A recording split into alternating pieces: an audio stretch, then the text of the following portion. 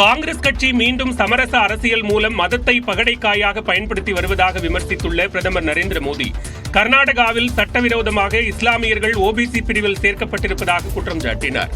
மத்திய பிரதேச மாநிலம் மொரினாவில் நடைபெற்ற பாஜக பொதுக்கூட்டத்தில் பிரதமர் மோடி பங்கேற்று உரையாற்றினார். அப்போது பேசிய அவர், அம்பேத்கர் மத ரீதியிலான இடஒதுக்கீட்டிற்கு எதிர்ப்பு தெரிவித்ததாக குறிப்பிட்டார். ஆனால் புறவாசல் வழியாக மத ரீதியான இடஒதுக்கீட்டை வழங்கிய காங்கிரஸ் அம்பேத்கரின் முதுகில் குத்தியதாக சாடினார். कांग्रेस सरकार ने कर्नाटका में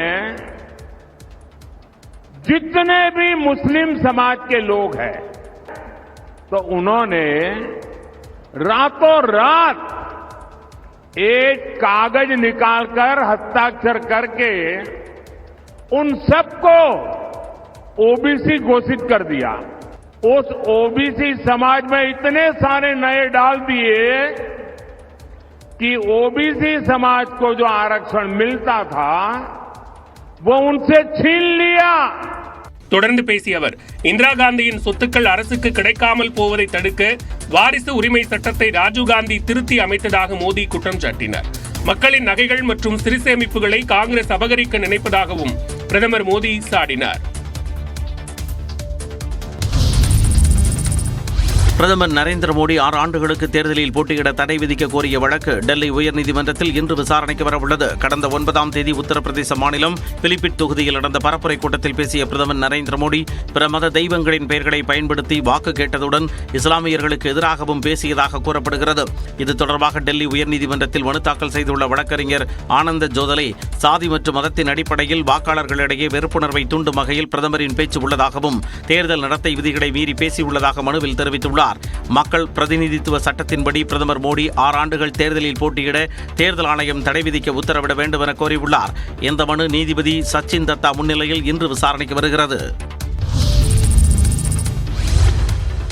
நடிகர் மன்சூர் அலிகான் காங்கிரஸ் கட்சியில் சேர விருப்பம் தெரிவித்து அதற்கான கடிதத்தை சென்னை சத்தியமூர்த்தி பவனில் தமிழ்நாடு காங்கிரஸ் கமிட்டி தலைவர் செல்வ பெருந்தகையை சந்தித்து கொடுத்தார். காங்கிரஸில் இணைய விருப்பம் தெரிவித்து அவர் எழுதிய கடிதத்தில் முதலில் காங்கிரஸ் கட்சியில் தான் இருந்ததாகவும் மீண்டும் தாய் கழகத்தில் இணைய விழைவதாகவும் தெரிவித்துள்ளார். இதன் மூலம் தனது இந்திய ஜனநாயக புலிகள் கட்சியையும் காங்கிரசுடன் இணைத்து அதன் உறுப்பினர்கள் அனைவரும் காங்கிரஸ் கட்சியில் இணைய உள்ளதாகவும் குறிப்பிட்டுள்ளார். மக்களவைத் தேர்தலில் மன்சூர் அலிகான் இந்திய ஜனநாயக புலிகள் கட்சி சார்பில் வேலூரில் பலாப்பழ சின்னத்தில் களம் கண்டுள்ளார்.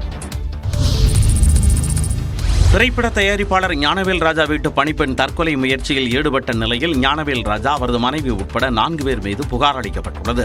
ஞானவேல் ராஜா இல்லத்தில் சில நாட்களுக்கு முன் தங்க நகைகள் திருடு போனதாக கூறப்படுகிறது. இது தொடர்பாக அவரது மனைவி நேஹா சந்தேகத்தின் பேரில் வீட்டில் பணிபுரிந்த ஊழியர்கள் தினேஷ், அன்சாரி, லட்சுமி உள்ளிட்ட 4 பேரிடம் விசாரித்துள்ளார். இதையடுத்து மறுநாள் முதல் லட்சுமி பணியில் இருந்து விடைபெற்றுள்ளார். இந்நிலையில் நகைகள் திருட்டு மற்றும் வீட்டு பணியாளர்கள் மீது சந்தேகம் குறித்து காவல் நிலையத்தில் புகார் அளிக்கப்பட்டது. இதனையடுத்து குற்றம் சாட்டப்பட்டவர்களை போலீசார் காவல் நிலையத்திற்கு அழைத்து விசாரித்துள்ளனர்.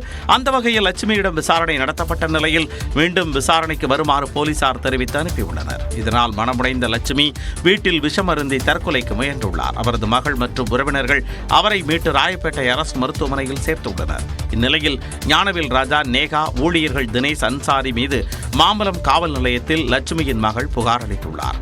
ஞானவேல் ராஜா மற்றும் நேகா கொடுத்த அழுத்தத்தின் பேரில் அன்சாரி போனில் அழைத்து மிரட்டியதாக குற்றம் சாட்டியுள்ளார். எனவே 4 பேர் மீதும் உரிய நடவடிக்கை எடுக்க கோரி புகார் அளித்த நிலையில் இது தொடர்பாகவும் போலீசார் விசாரணை மேற்கொண்டுள்ளனர்.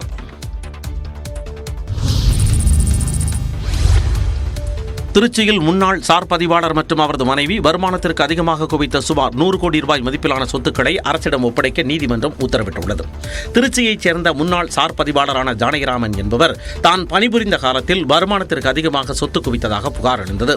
குறிப்பாக 1989ஆம் ஆண்டு முதல் 1993ஆம் ஆண்டு வரையிலான காலகட்டத்தில் துறையூர், உறையூர், முசிறி, அட்டுவம்பட்டி, வில்பட்டி, கொடைக்கானல் ஆகிய இடங்களில் பணியாற்றிய ஜானகிராமன் அவரது பெயரிலும் மனைவி வசந்தி பெயரிலும் வருமானத்திற்கு அதிகமாக சொத்து குவித்துள்ளார்.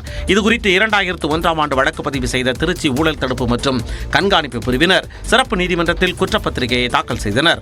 அனைத்து தரப்பு விசாரணைகளும் நிறைவடைந்த நிலையில் முன்னாள் சார் பதிவாளர் ஜானகிராமன் மற்றும் அவரது மனைவி வசந்திக்கு தலா 5 ஆண்டுகள் சிறை தண்டனையும் 10,000 ரூபாய் அபராதமும் விதித்து திருச்சி ஊழல் தடுப்பு சிறப்பு நீதிமன்றம் உத்தரவிட்டது.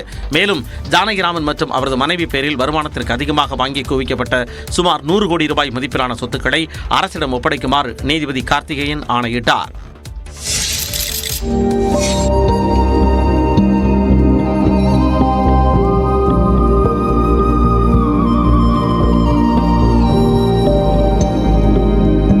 கோடை விடுமுறையை கழிக்க கொடைக்கானலுக்கு வரும் சுற்றுலா பயணிகளை வரவேற்கும் விதமாக வண்ண வண்ண பூக்கள் பூத்து குலுங்க தொடங்கியுள்ளன. மலைகளின் இளவரசி என்று அழைக்கப்படும் கொடைக்கானலில் மே மாதம் சீசன் காலங்களாகும்.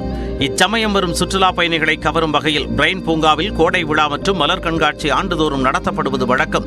அந்த வகையில் 61வது மலர் கண்காட்சிக்கான முன்னேற்பாடுகளை பூங்கா நிர்வாகம் முழுவீச்சில் மேற்கொண்டு வருகிறது. உதகை, பெங்களூரு, கொல்கத்தா, டெல்லி உள்ளிட்ட இடங்களில் இருந்து சுமார் 2.5 லட்சம் மலர் நாற்றுக்கள் வரவழைக்கப்பட்டு பூங்காவில் நடப்பட்ட நிலையில் தற்போது அவை பூத்து குலுங்க தொடங்கியுள்ளது.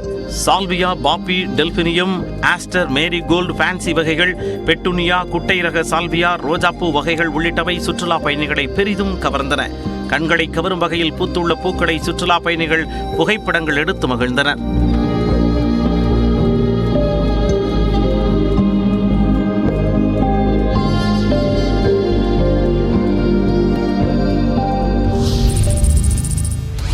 கோவை மாவட்டத்தில் வாக்காளர் பட்டியலில் பெயர் சேர்த்தல், நீக்கம் உள்ளிட்ட நடவடிக்கைகள் குறித்த விவரங்களை கோவை மாவட்ட நிர்வாகம் வெளியிட்டது. நடந்து முடிந்த மக்களவைத் தேர்தலில் கோவையில் 1 லட்சம் வாக்காளர்கள் பட்டியலில் இருந்து காணவில்லை என்று பாஜக தமிழ்நாடு தலைவர் அண்ணாமலை குற்றம் சாட்டியிருந்தார். இது தொடர்பாக கோவை தெற்கு வட்டாட்சியர் அலுவலகம் முன்பு பீப்புள்ஸ் ஃபார் அண்ணாமலை என்ற பாஜக ஆதரவு அமைப்பினர் ஆர்ப்பாட்டத்தில் ஈடுபட்டனர். இந்நிலையில் கோவை மாவட்ட நிர்வாகம் கடந்த காலங்களில் மேற்கொண்ட வாக்காளர் பட்டியல் நடவடிக்கைகள் குறித்த விவரங்களை வெளியிட்டுள்ளது. அதன்படி கடந்த ஆண்டு அக்டோபர் மாதம் வெளியிடப்பட்ட வரைவு வாக்காளர் பட்டியலின்படி மாவட்டத்தில் உள்ள மொத்த வாக்காளர் எண்ணிக்கை 30,49,004 என்றும் நீக்கம் செய்யப்பட்ட பெயர்கள் குறித்தான